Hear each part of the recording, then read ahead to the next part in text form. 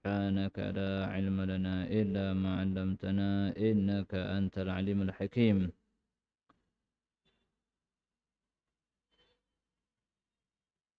الحمد لله. بسم الله الرحمن الرحيم. قال المؤلف الحبيب محمد بن سالم الحفيظ رحمه الله ونفعنا به بعلومه في الدارين آمين.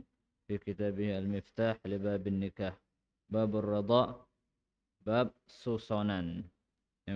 Balik ke bab pernikahan ini sampai kepada bab susonan. Ar-radha ismun limassi thadi ma'a syurbi labanihi wa syar'an wusulu labani adamiyatin maksusatin ila jawfi tiflin maksusin ala wajhin maksus wa arkanuhu salasatun murdi'un wa radi'un wa labanun. Susonan atau menyusui menurut syariat yaitu sampainya susu manusia perempuan, susu perempuan tertentu. Manusia tapi perempuan itu manusia ada. Manusia. Kalau selain manusia sebutnya apa? Sebutnya apa? Betina. Sampainya susu perempuan tertentu, sampainya susu ASI namanya, ASI perempuan tertentu, perempuan yang tertentu pada kerongkongan atau tenggorokan bayi yang tertentu, pada kerongkongan bayi yang tertentu dengan cara yang tertentu.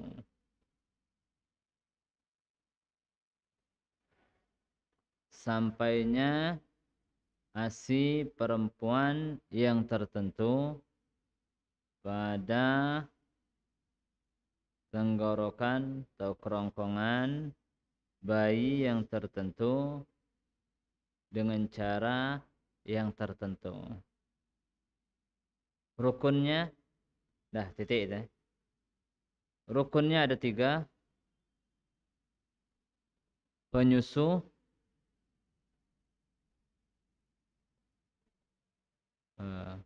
kalau yang menyusui apa? Yang menyusui? Penyusu. Kalau yang nyusu? Yang minum susu penyusu juga. Peminum Peminum susu apa? Penyusui sama penyusu. Benar? Kalau yang menyusui apa? Penyusui Kalau yang menyusu bahasa ininya apa? Pelakunya istilahnya. Penyusu Peminum susu apa?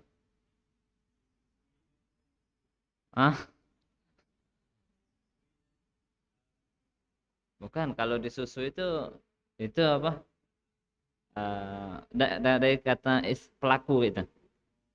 Yang melakukan menyusu itu apa sebutannya? Yang menyusui itu sebutnya apa? Penyusu apa? Penyusui.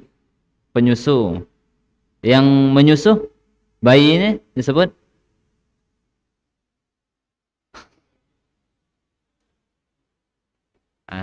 tak kenal apa dia? Penyedot bukan? Apa jadinya? Ya sudah, ini belah. Rukunnya ada 3, yang menyusui dan yang disusui dan ASI. Harus ada itu. Rukun apa nih? Rukun susonan. Susonan atau susonannya? Susonan itu ya. Rukun susonan ada 3, yang menyusui, kemudian yang disusui dan susunya. Susu. Tidak boleh tak katik ini. Kalau tak katik susu, katik yang nyusu apa ada yang disusu, tapi tak katik susunya, tidak ada. Tidak dikatakan susonan ini. Ada bayi, jangan kamu anggap budak besar ini. Ada bayi nyusu sama si gadis. Tidak jadi bayi itu anak susunya. Apa katik susunya? Asinya tak kah? Tak katik. Nah, ini tidak dikatakan ini anak susunan. Nah, itu contohnya betul. Atau sebaliknya katik yang menyusui. Yang menyusui ada katik. Yang disusui ada. Yang disusui ada katik. Yang disusui ada. Susunya ada. Ada tak gambarannya? Yang menyusui ada katik.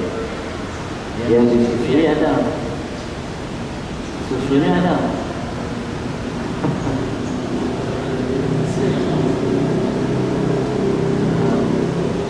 Lanang susu lanang. Bayi susu sama lanang. Lanang itu tidak disebut apa? Tidak disebut yang menyusui tidak. Makanya adalah dari definisi ini mencakup keseluruhannya. Sama disebutkan tadi apa? Sampainya susu ASI perempuan yang tertentu. ASI perempuan yang tertentu. Perempuan tertentu. Artinya perempuan ada syarat-syaratnya tertentu itu ada. Seluruh perempuan. Perempuan tertentu adalah perempuan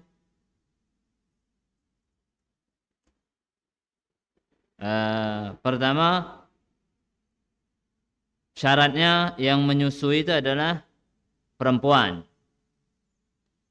Ya kan, perempuan tertentu berarti syaratnya pertama dia tuh harus perempuan. Kalau laki-laki dah masuk di sini.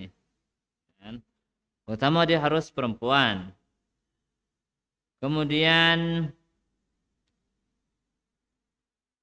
sudah berumur 9 tahun.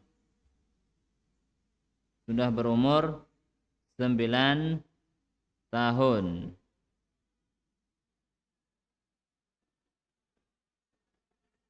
Sudah berumur 9 tahun.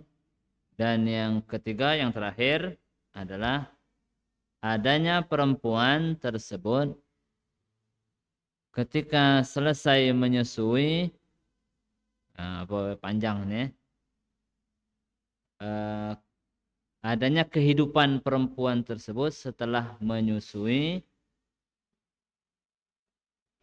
kehidupan yang tidak ada bahasa Indonesianya nih, hayat mustaqirrah, kehidupan yang apa tetap gitu. Tidak ada bahasa Indonesianya nih, apa ini? Misalnya nih, apa misalnya kita gambarkan misalnya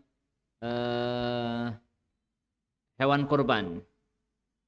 Hewan kurban itu tidak boleh kalau seandainya dia baru apa ditombo mobil. Juga kita sembelih. Tidak boleh. Karena hayatnya ghairu mustaqirrah. Bahasa apa tadi ini? Kehidupan dia ini kemungkinan nanti mati dia nih. Tidak ada apa. Nah, sudah hidupnya itu itu nah. Lain misalnya. Wow. Oh, ini masih ada kehidupan itu. Lain kalau itu. Kalau bayi baru lahir misalnya. Bayi baru lahir. Diam deh. Tidak nangis, tidak angop, tidak ngolet. Nah, ini kan. Diam deh. Nah, ini namanya hayatnya ini, hidupnya ini ghairu mustaqirrah disebut. Entah bahasa Indonesianya apa nih? Apa? Ada? Kehidupan apa ini namanya?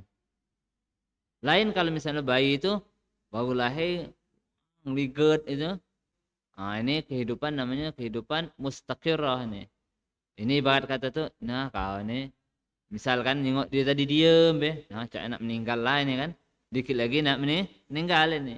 Sama cak sapi tadi kalau seandainya ditombo atau kambing atau ayam atau tombo mobil, begah. Telesu dia diam Nah itu ini caknya nak meninggal lah ini. Nak matilah sapi ini kan. Itu kira ini tak sampai sehari ini mati dia nih. Itu namanya hayat ghairu mustaqirrah.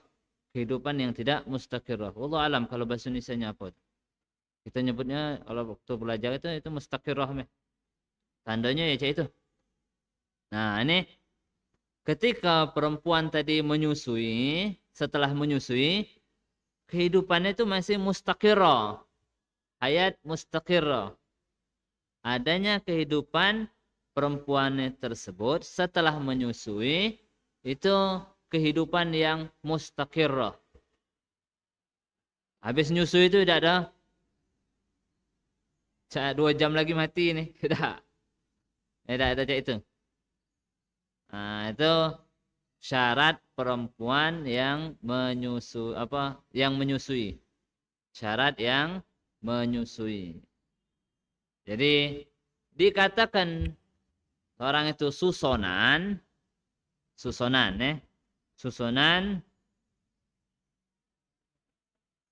harus yang menyusui tadi perempuan. Kalau laki-laki atau banci atau hewan ini tidak jadi susonan enggak. Sama-sama pernah nyusu sama kambing itu. Joni sama si Desi sama-sama pernah nyusu sama kambing. Si kok ini kambing ini. Seandainya kambing ini pernah nyusu dia nih. Joni pernah nyusu, Desi pernah juga nyusu. Apakah si Joni sama si Desi ini jadi saudara susonan? Tidak. Apa? Karena yang nyusui bukan manusia. Bukan perempuan tapi betina. Atau yang nyusuinya banci. Masih apa? Masih belum jelas. Siluman antara pria dan wanita. Belum jelas. Belum jelas. Banci itu belum jelas. Banci yang kita sebut itu bukan banci yang dikatakan dalam kitab, bukan. Banci yang kita nyebutnya itu ya apa, lanang cak betina. Lanang gayanya cak betina kita katakan banci, padahal tidak. Banci itu memang mempunyai 2 kelamin yang belum jelas kelelakiannya atau keperempuanannya. Kalau sudah jelas bukan lagi banci. Kalau sudah jelas. Ini punya 2 kok alat kelamin, lanang dan anak kelamin betina. Nah, kelamin perempuan. Ada kalau dua-duanya? Ada juga mana yang dominannya? Mana yang misalnya dia buang air kecilnya lewat mana misalnya? Lewat ke kelamin laki-laki. Ya sudah, berarti kayak diponiskan misalnya dia laki-laki. Sudah hilang perempuannya. Berarti dia laki-laki. Bukan lagi banci lagi, tapi laki-laki. Atau sebaliknya ke perempuan misalnya, maka dihukumi perempuan. Yang kelelakiannya alat kelaminnya itu daging tumbuh. Sama seperti daging tumbuh. Itu apa? Ketika dia tidak ada lagi membingungkan, maka sudah jelas hukumnya laki-laki atau perempuan. Kalau seandainya ada banci, dia diponis jadi perempuan. Memang dengan sebenarnya, misalnya alat kelaminnya yang berfungsi adalah alat kelamin perempuan, maka dia dikatakan perempuan. Kalau seandainya dia nyusui, maka ini dikatakan dia perempuan, memenuhi syarat. Dikatakan kayak siapa yang menyusu sama dia jadi susonan. Jadi anak susonan. Kalau seandainya sama-sama dari dulur saudara susonan. Paham maksudnya? Yang penting perempuan ya. Kalau laki-laki bisa tidak nyusui? Pernah terjadi. Habib Salim bin Abdullah bin Umar Syatri pernah menceritakan sama kita. Tapi tidak menyebutkan dari kitab mana. Dari kitab beliau. Ada catatan beliau. Itu ada berapa ya? Ada 3 kok. Kalau salah 3 kok laki-laki yang menyusui. 3 kok laki-laki yang menyusui atau 3? 3 kok asalnya yang menyusui. Yang menyusui. Disebutkan ceritanya salah satunya itu adalah ada seseorang yang dalam perjalanan suami istri lagi hamil dalam perjalanannya. Ketika dalam perjalanannya lahirkan anak, kemudian meninggal ibunya. Anaknya lahir, ibunya meninggal. Di dalam perjalanan tadi si anak nangis nak nyusu. Bingung si suami ini macam mana nak nyusuin tadi. Sehingga akhirnya karena dalam perjalanan dak katik wong, rasa kesiannya kuat, rasa sayangnya terhadap anaknya kuat, sehingga ditempelkannya lah. Seakan-akan dia nyusui. Subhanallah, waktu ditempelkan tadi, diam budak itu, nyedot. Ada asinya keluar. Itu ada, berarti kan ada keluar asi namanya. Kalau seandainya ada misal ada laki-laki, wah keluar asi, wah nak nyusui, banyak. Jadi upahan susonan. Upahan kan banyak, misalnya bayi-bayi yang lahir ibunya meninggal sehingga bingung susu mana, yang upahan ya. Upahan susunan bagaimana zaman Nabi sallallahu alaihi wasallam kan ada upahan Halimatus Sa'diyah yang kita dengar ceritanya kan, ngupah dia upahan susunan. Apa kata jadi anak susunan? Tidak. Yang nyusu-nyusu yang lain-lainnya itu bergabung sama-sama nyusu tadi. Jadi saudara susunan? Tidak. Tidak jadi susunan. Ngapa? Karena yang nyusunya harus. Syaratnya adalah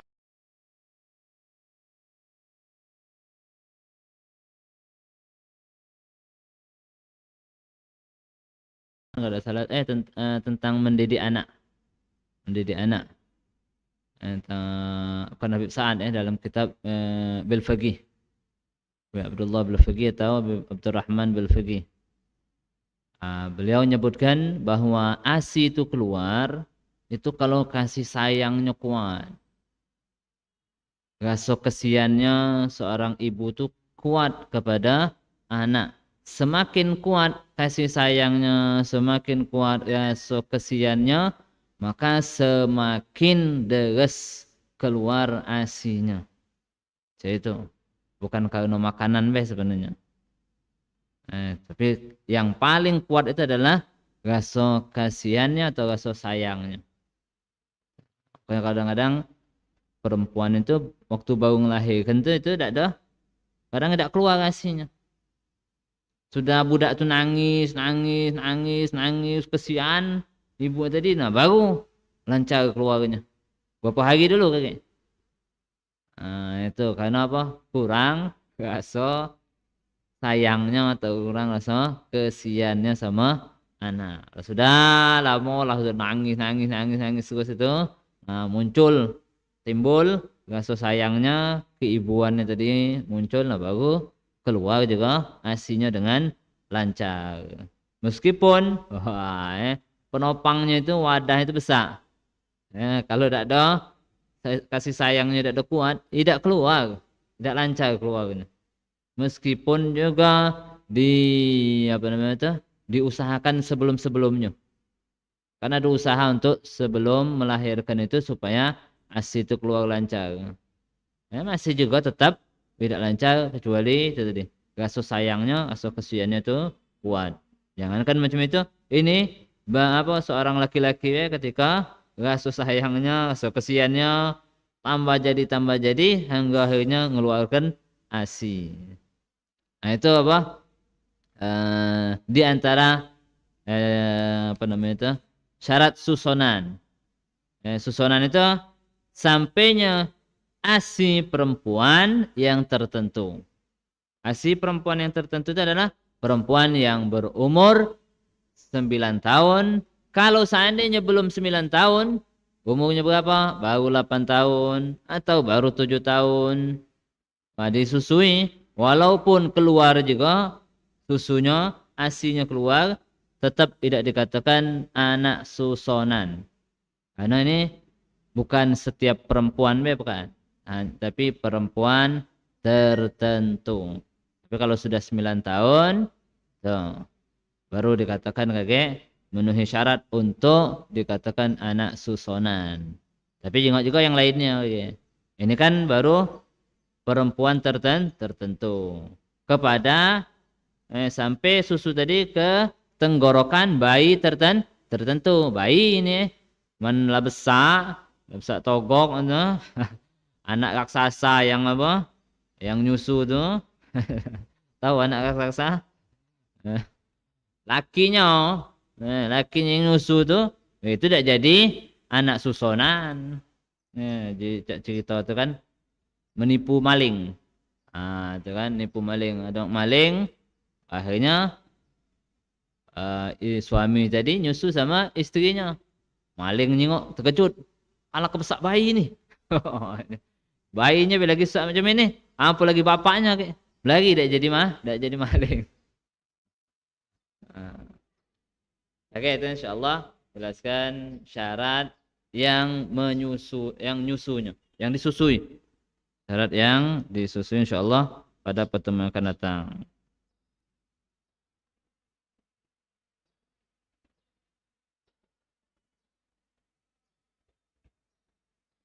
Kemudian kita lanjut pelajaran kita kitab fikihnya.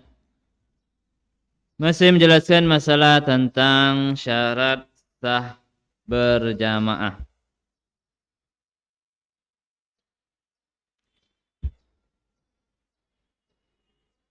Syarat sah berjamaah yang keberapa nih? Yang ke main kelima sampai sekarang yang keenam Yang keenam adalah ayya'lama, mengetahui intiqalati imamihi. Dia mengetahui perpindahan imamnya. Imamnya pindah-pindah apa? Perpindahan imamnya. Maksudnya pindahan dari rukun ke rukun. Perpindahan imamnya dari rukun ke rukun.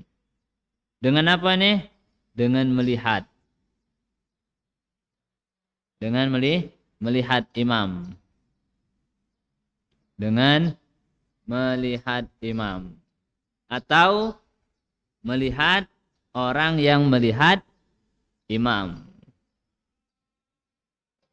Atau orang yang melihat imam.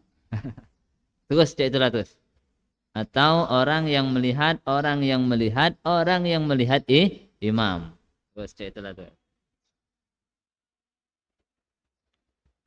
Ini pahami syarat berjamaah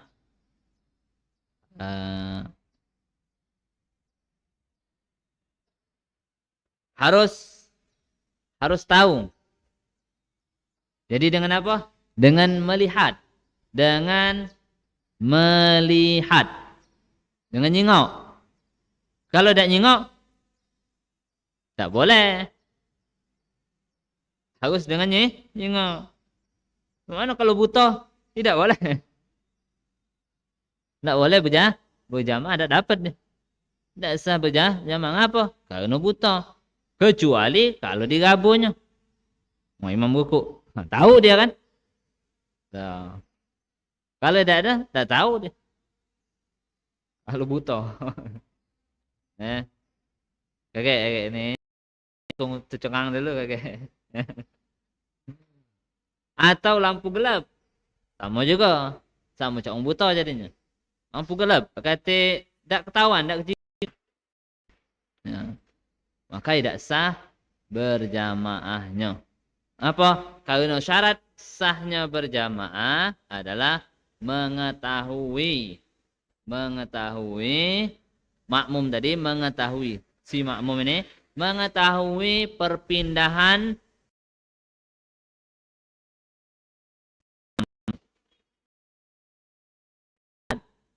atau melihat orang yang melihat imam. Tuh. Ini hukumnya kalau seandainya bukan di dalam masjid. Hukum apa nih? Hukum melihat. Kalau seandainya dalam masjid, ada tambahan lagi yang lainnya. Atau dengan mendengar.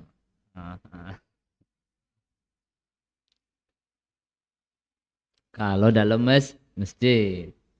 Dengan mendengar. Ingat itu ya. Kalau di luar masjid, di musola. Ada yang di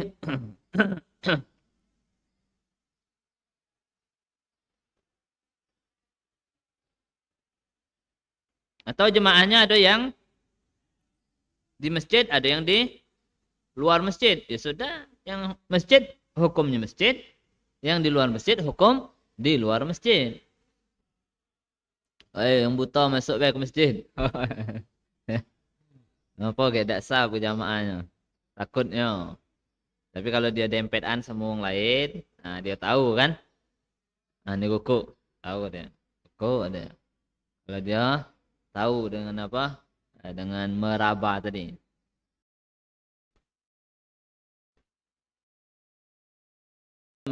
Salat berjamaah kalau seandainya di musola. Artinya kalau di musola kita tahu gerakan imam tadi. Bukan di musola be, pokoknya di luar, di selain masjid ya. Di luar masjid. Atau bukan di masjid. Masjid itu harus tahu. Macam mana kalau misalnya ada tabir ni? Tak boleh juga. Tak jingan. Dengan suara bacanya kan? Tak bisa. Harus dengan melihat. Sikok be yang jengoknya? Boleh. Yang lainnya? Melihat orang yang melihat imam. Ya kan? Bolong ni be. Tabirnya di tengah itu. Atau buat bening. Boleh juga. Buat yang agak apa? Yang biar kejingoan. Agak tipis. Jingoan dari sana cak misalnya apa ya? Cak model kacau riben. Tapi jangan kacau apa namanya itu? Yang cak ini juga apa namanya? Tabir juga. Tapi bentuknya kalau yang di sana dari sini tidak kejingoannya. Kalau untuk rai tidak kejingoan. Tapi kalau untuk gerakan kejingoan. Itu. Imam rukuk. Sudah. Itu. Caranya cak itu. Ini syarat mengetahuinya. Syarat mengetahui. Syarat makmum harus tahu. Kemudian sudah.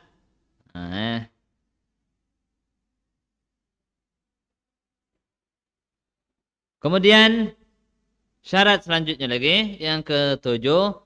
An yajtami'a fi masjidin. An yajtami'a fi masjidin. Atau fi 300 zira' tagriban.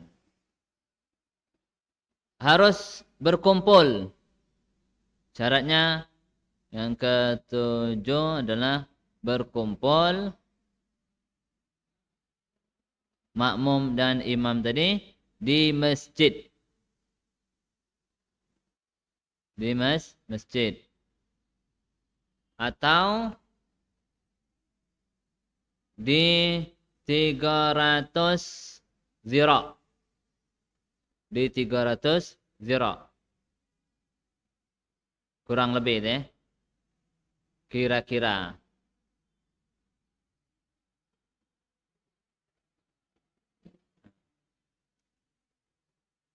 Tiga ratus zira itu 1 zira itu 48 cm. Anggap 50 misalnya. Berarti setengah meter kan. 300 itu berarti 150 meter. Iya kan?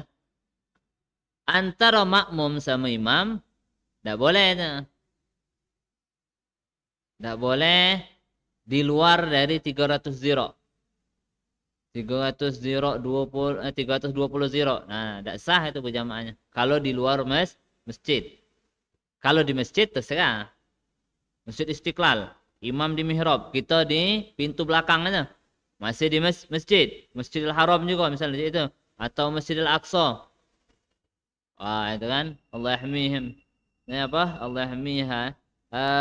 Sampai apa? Di situ misalnya kita berjamaah, boleh. Boleh. Kedengaran enggak imamnya? Kedengaran. Allahu Akbar. Atau kuping kita jernih, jelasnya. Mata kita misalnya, wah, kecinggungan. Wah, imam ruku. Allahu Akbar. Allahu Akbar. Sami Allahu liman hamidah. Dengaran kita. Sami Allahu liman hamidah. Seandainya itu kan. Sah berjamaahnya. Sah. Walaupun antara imam sama makmum tadi 1000 ziro. Tapi dalam satu dalam masjid. Dalam masjid. Ya pahami? Pertama tadi kan dia ngomong kan. Antara makmum sama imam itu harus di masjid. Atau kalau seandainya bukan di masjid, tapi di luar masjid, itu harus di 300 zira. Antara imam dan makmumnya. Kalau lebih dari situ, tidak sah berjamaahnya. Salatnya tidak sah. Nah. 150 meter, okay? Nah, tidak, kita kan selalu ada kita 150 meter itu macam mana kira-kira? Hah? 150 meter. Dari Ampera itu awalnya itu mulai pagar itu sampai pertengahan Ampera itu ada 100. Ada itu. Misal imam situ. Itu. Makmumnya di belakang itu boleh tak? Boleh. Sah. Belakang dia hampir 100 meter. Masih sah. Masih sah. Kalau sudah 150 itu lebih dari 300 ziro kan. 150 meter kan. Mestinya kan 48 cm kan. Lebih dari 300 ziro.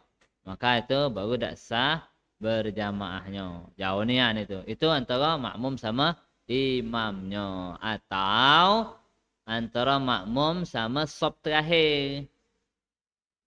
Sop terakhir. Bukan sama imamnya langsung. Kecuali kalau dia sop pertama. Kalau dia sop terakhir. Ya, ada sop depannya itu. Nah. Antara dia sama sop depan dia itu tidak boleh lebih dari 300 zira. Paham ya? Tergambar. Nah, itu. Dan untuk hal ini, untuk perkumpulan yang ini, ada syaratnya lagi dalam ini. Tidak boleh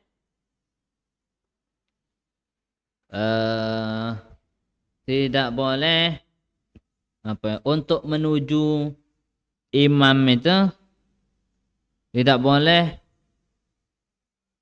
sampai menghadapani imam.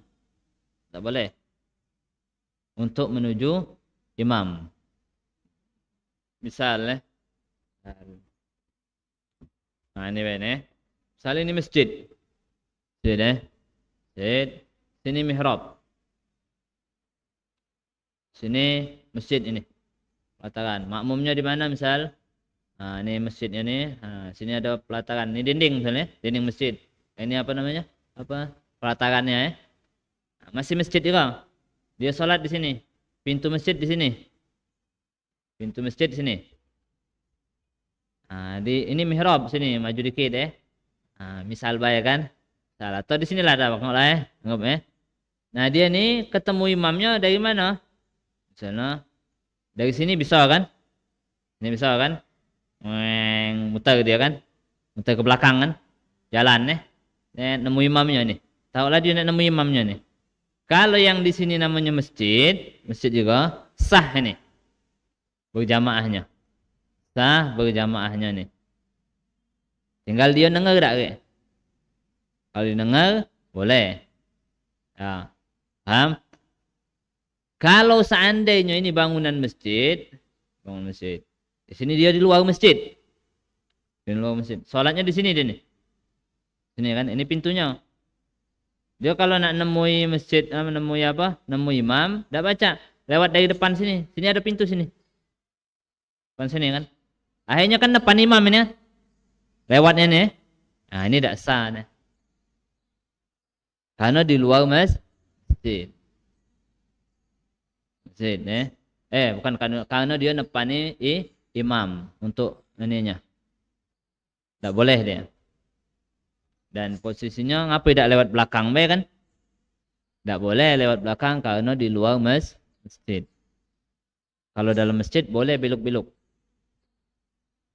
Nah. Contoh lagi. Ada orang sholat di pucuk lantai 2. Sholat di lantai 2 masjid. Imamnya sholat di mana? Di bawah. Lantai dasar. Nah. Tanggonya di mana ada? Tanggonya di dalam masjid apa di luar masjid? Ada. Kalau seandainya tanggonya dalam masjid, aman. Aman. Nak ketemu sama imam tadi, meluk kiblat. Boleh kalau dalam masjid. Tapi kalau seandainya tanggonya di luar masjid, maka tanggo tadi tidak boleh membuat makmum yang di pucuk tadi untuk nemu imam itu makmumnya menghadap ke ke arah balikan kiblat, tidak boleh. Tanggonya di belakang. Tanggonya di belakang. Maka ketika si makmum ini nak ketemu sama imam, balik tidak akhirnya. Mana boleh jalan mundur, jalan biasa harus. Balik kiblat tak dia? Balik kiblat. Maka tidak sah berjamaahnya. Hati-hati kalau misalnya sholat masjid di lantai-lantai itu, lantai 2 tidak sama dengan imamnya. Jengok tanggonya. Tanggonya di mana? Di dalam masjid apa tidak? Kalau sholatnya. Kalau masjid, kalau musola jelas tidak ada. Jelas tidak sah. Jelas tidak sahnya. Ada misalnya musola 2 tingkat. Ada musola 2 tingkat. Salat imamnya di bawah, makmum ada di pucuk, tidak sah. Kecuali kalau tanggonya itu ada dalam itu ngadep kiblat juga misalnya. Atau tidak ada ngadep kiblat dah, tapi di dalam, sehingga kalau misalnya si makmum ini kalau nak ketemu itu tidak ada sampai ngadep balik ke kiblat, nak ketemu sama imam. Ngerti misalnya? Bisa dibayangkan ini. Bayangkan mana lah. Misal ini masjid, ini musola misalnya. Sini imam. Pucuknya ada lantai 2 ada orang solat juga. Kalau ada tanggo pinggir situ nah. Pinggir situ. Orang solat di depan di belakang tanggo. Bukan di belakang tanggo. Kalau di belakang tanggo, mana dia nak lewat tanggo tadi? Balik ke kiblat dulu kan? Iya tak? Segambar? Segambar? Dia nak turun tanggo tu balik ke kiblat tak? Kalau seandainya dia itu sholat di depan tanggo, maksudnya bukan tempat tanggo, sini tanggo, dia sholat di sini bukan? Ini tanggo Nah ini kiblat sana Nah dia di sini. Ketika dia nak temu sama imam balik sini lah. Balik kiblat kan? Nah ini tidak sah. Tidak sah. Tapi kalau seandainya dia sholat di sini, nah, tanggonya di sini misalkan, ada kiblat sana kan? Tanggonya sini. Nah, dia turun. Aduk sini, pindah sini. Temu sama imam. Sah ini. Paham? Segambar dah? Mana ulangi lagi? Sal ini tadi imam di sini. Dia sholat di sini. Di sini. Tanggonya di mana? Kita anggap. Mana tanggonya? Tanggo belakang. Jelas sah. Dia sholat di sini karena dia nak ketemu sama imam harus melewati tanggo, dan ketika dia nak melewati tanggo dia harus balik kiblat, tidak sah. Kalau seandainya tanggonya misalnya ada pinggir sebelah sini, nah tanggonya sini, ini tanggo tuh cek ini, nah dia tanggonya cek ini, salah. Nah dia sholat di sini, kiblatnya sana nah sholat di sini. Jadi kalau dia nak nemu imam, tidak kati ngadep balik kiblat kati kan? Temu sama imam. Sah ini salat. Tapi kalau tanggonya terbalik tadi, nah cek ini tadi, bukan tanggo terbalik cek, bukan. Macam mana tadi? Nah cek ini tanggonya. Nah, dia salat di sini. Nah, kan dia kan cek ini kan, turun kan, nah duduk kiblat kan. Nah, pas nak tanggo sekok ini, muter balik kan. Nah, ini tidak sah. Paham gambarannya? Nah, tuh. Kalau seandainya tanggonya pinggir situ, ini pagar. Ya ada kan kalau apa? Plong itu kan, pucuk kan, bawah sini tidak kan? Nah, kalau seandainya dia sholat di situ, sah dia, karena dia nak nemu imam lewat situ, temu imam sini. Tapi kalau yang misalnya yang ke sini, ada lagi kan sini kayak, matanya lagi misalnya ada babi kok cuman pacak 3 sop misalnya, 3 sop apa? 3 apa? 3 kok wong. Nah, dia nak nemu imam tuh mutar dulu. Sah. Paham gambarannya? Ini pahamnya kalau seandainya kita nemui kenyataannya baru lemah. Anak nak gambarkan misal kamu pernah sholat di Azariyah? Musola Azariyah? Sholat Azariyah pernah? Tak pernah. Sholat mana misalnya? Tinggal di mana nih? Oh, KM7 ada pernah pula saya. Musola misalnya gambarannya mana ya? Musola Azariyah itu kan tanggonya pucuk itu. Tanggonya kan ke belakang itu kan. Dari kiblatnya kan. Belakang dari kiblatnya. Jelas pucuk itu tidak sah. Apa? Musola itu Azariyah. Kalau di masjid tidak apa-apa. Tanggonya juga. Tanggonya di mana? Kalau tanggonya di luar, tidak sah. Kalau tanggonya di dalam, sah. Dalam masjid. Walaupun muter-muter. Nah, kalau dalam masjid tidak apa-apa muter-muter nemui imam. Asal be tidak nepani imam tadi. Tadi yang tadi kan. Asal be tidak nepani imam. Kalau nepani imam, tidak boleh. Ya. Kalau musola, nah itu tadi tidak berlaku muter-muter. Tidak berlaku muter. Paling nyerong be boleh. Nyerong boleh. Nah, jalan itu cek ini boleh, cek ini boleh, cek ini boleh. Tidak boleh tuh. Misalnya imam situ ya, misalnya imam di situ. Dia tidak apa tutup dinding ini. Dinding tidak ketemu sama imam ini. Nah, sini juga ada dinding. Nah, sini ada pintu. Nah, dia kalau nak ketemu imam tuh muter balik dulu sini.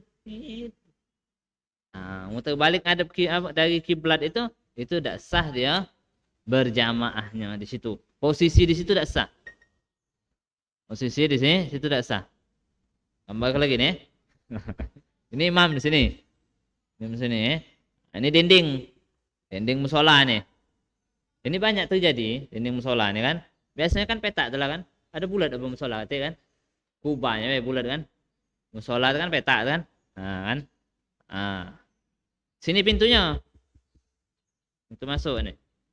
Sikok lah misalnya anggap sikok be. Kemudian ada wong sholat di sini. Sholat di sini pinggir sini. Bukan di belakang ini bukan. Sini.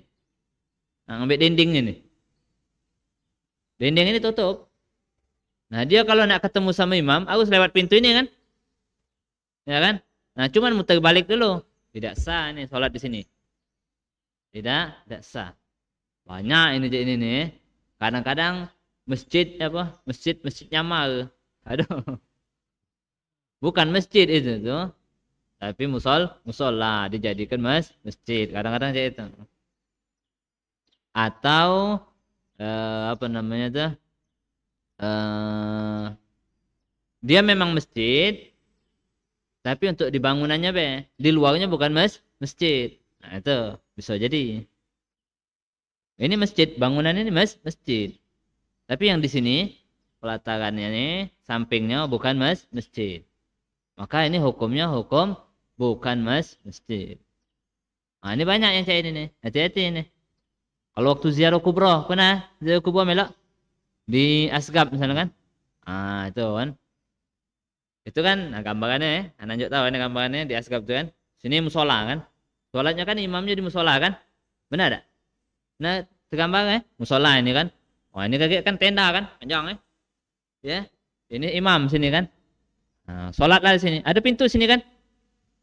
Ya kan? Nah, ini kan ada pelataran sini kan? Terbayang. Bayang ya.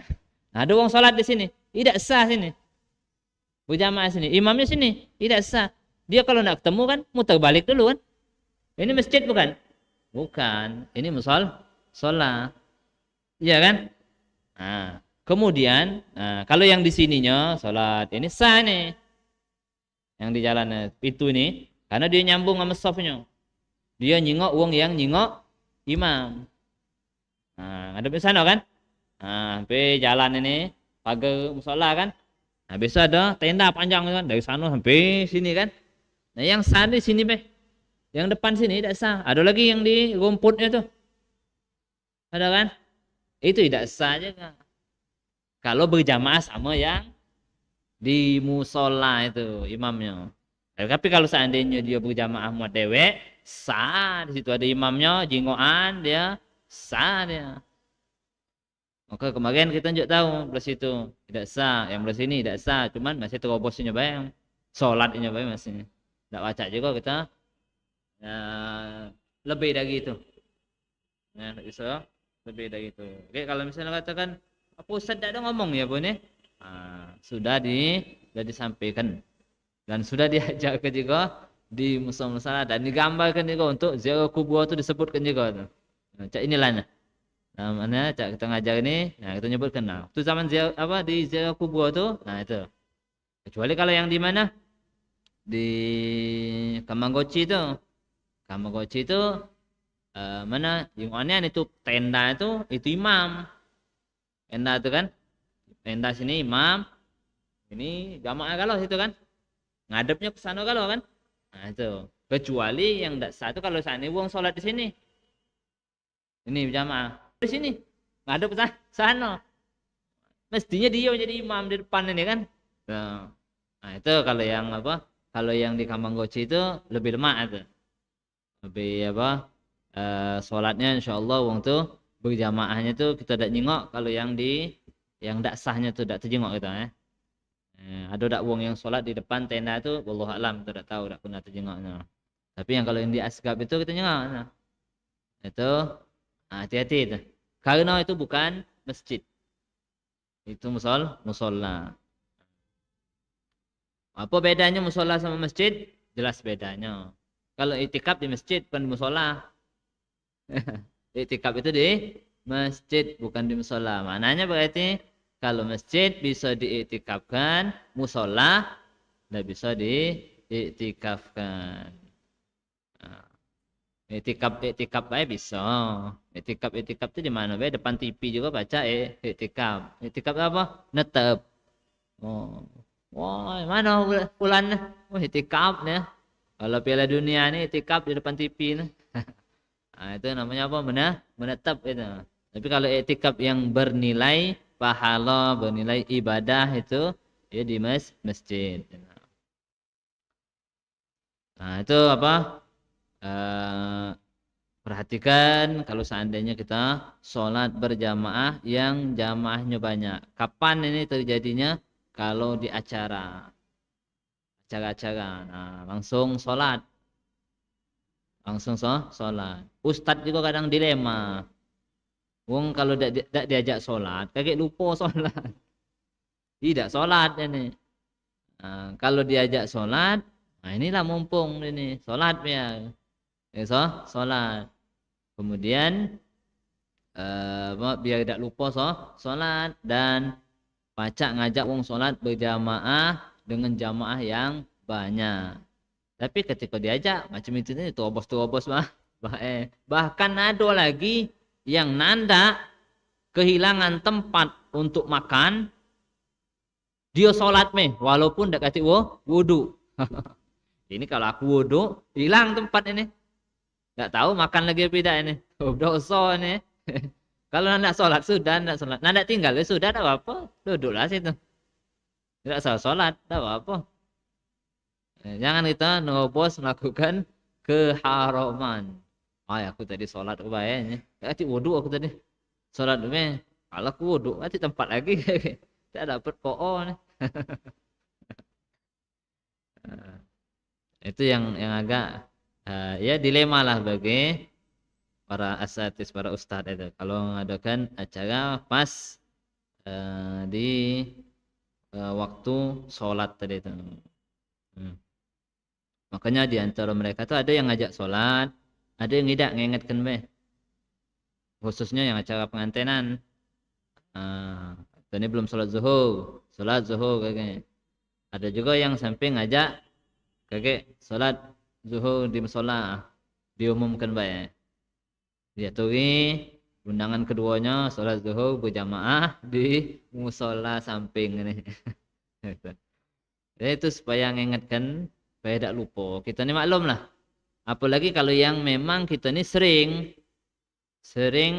sholat, misalnya kita melo acara, pergi acara, kita langsung sholat. Kalau kita sering itu, kemudian sekali lagi kita pergi acara tidak sholat, nyangkut kita udah sholat. Karena biasanya sudah sholat.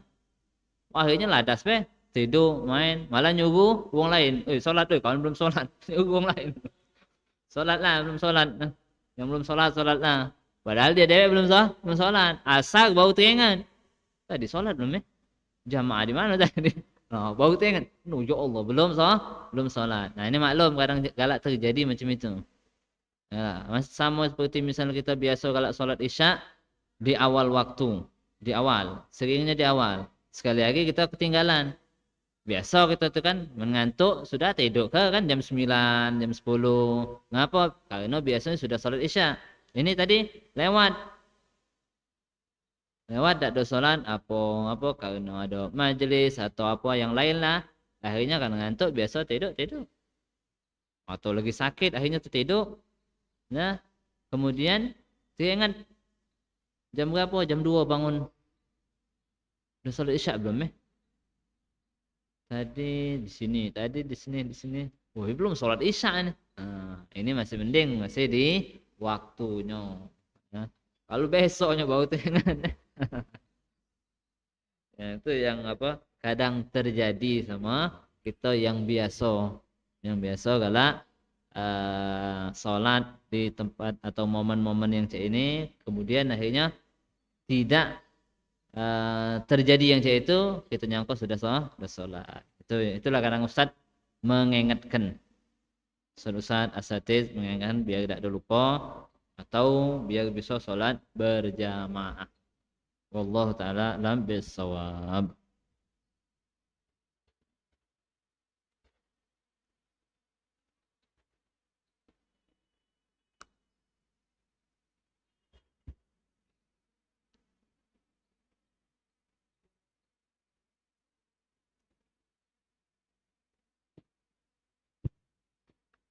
Bismillah. Izin bertanya, Bib. Ya. Misal ada masjid, Bib ya. Ya. Ini tanggonya di luar, Bib. Tapi tanggonya ini bagian dari tanah wakaf untuk masjid. Kira-kira hukumnya macam mana, Bib? Ya. Yang dinamakan masjid itu adalah tanah yang diwakafkan sebagai masjid, bukan bangunannya. Tanah yang diwakafkan masjid. Mana ya? Ada orang yang berwakafkan tanah. Mewakafkan tanah. Langsung diwakafkan masjid. Walaupun tidak katik bangunan masjidnya, tetap itu namanya masjid. Itu namanya masjid.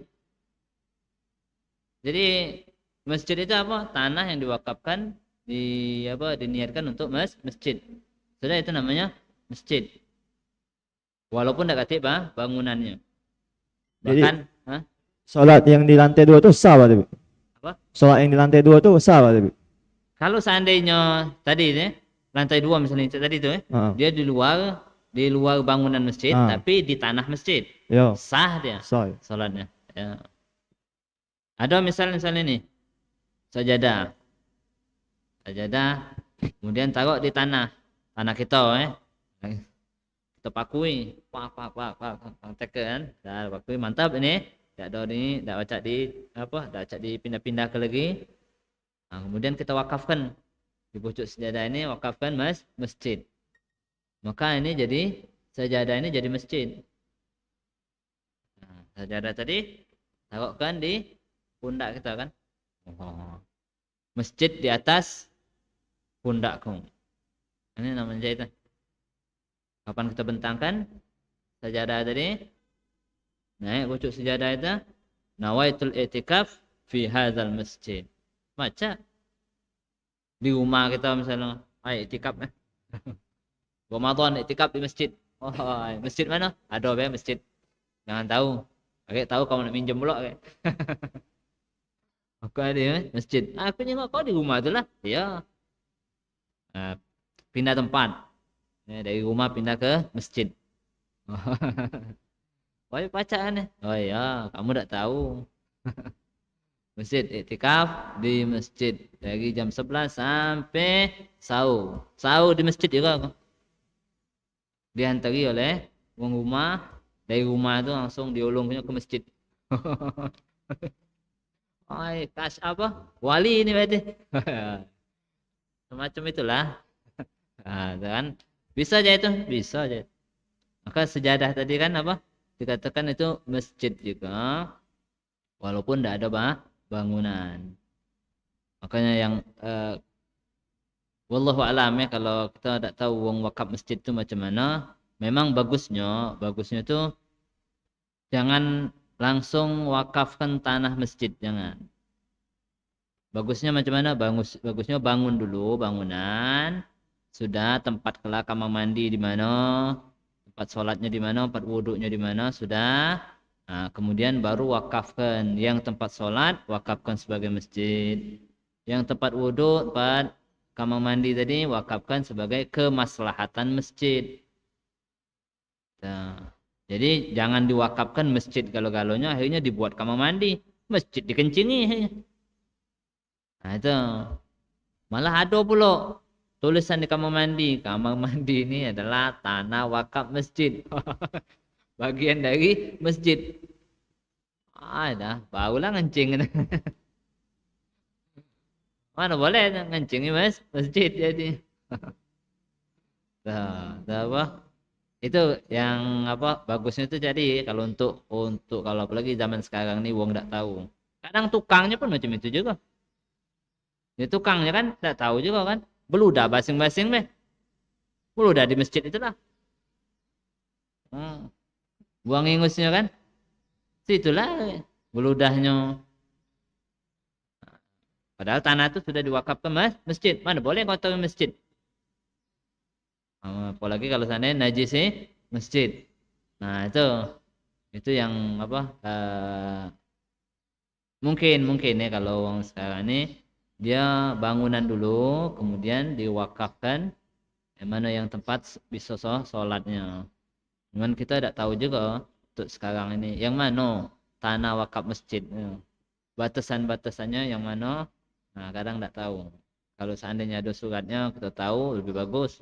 Oh di sini batasannya. Ini bukan masjid berarti. Oh ini maslahat untuk masjid. Lain lagi. Maslahat untuk masjid berarti kegunaannya ini boleh dimanfaatkan oleh masjid. Tapi bukan masjid. Ada ruko misalnya kan. Disiwakan. Nah manfaatnya untuk masjid duitnya. Ada tanaman. Tanaman apa misalnya kurma. Agak jual kurma tadi. Atau jual kurma. Atau mana kurma tadi buat buka buang puasa. Boleh. Nah, itu. Untuk kemaslahatan masjid. Boleh itu. Tapi kalau tanah masjid tidak boleh. Tidak boleh disiwakan. Tanah masjid disiwakan. Tidak boleh. Itu kalau apa? Fenomena terjadinya tuh orang tuh kalau tahu ilmunya lemah. Nah. Ada lagi tanyakan. Dan ini banyak terjadinya banyak terjadi kesalahannya malahan terjadi yang salahnya khususnya kalau lagi sholat Idul Fitri, Idul Adha, itu banyaknya. Pokoknya momen-momen acara Cara itu yang meludak banyak itu pasti yang terapas bae wong tuh. Salatnya di depan imam. Nah, wallahu taala alam bisawab. Nah, mudah-mudahan sedikit manfaat, mudah-mudahan Allah Subhanahu wa taala selalu membimbing kita ke jalan Allah Subhanahu wa taala ridhoi, dijauhkan kita dari murkanya Allah Subhanahu wa taala. Al-Fatihah binati syifa Bisasti wanita binti C. Umar wa Saiful Abdullah bin Ahmad Jati.